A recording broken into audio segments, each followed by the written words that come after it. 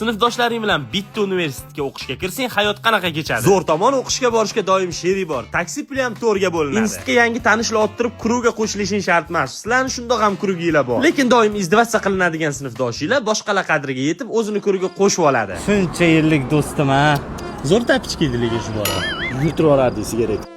Sizlardan maktabda hammamiz bir-birimizga sevgan qizimizni aytdik. Ha, esimda keyin o'sha qizni quloqiga borib shodiyor deb baqiruvdilar.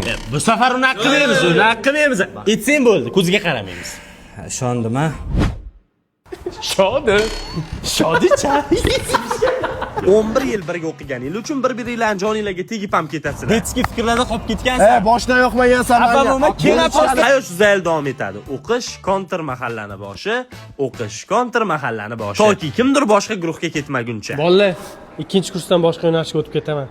Mayli.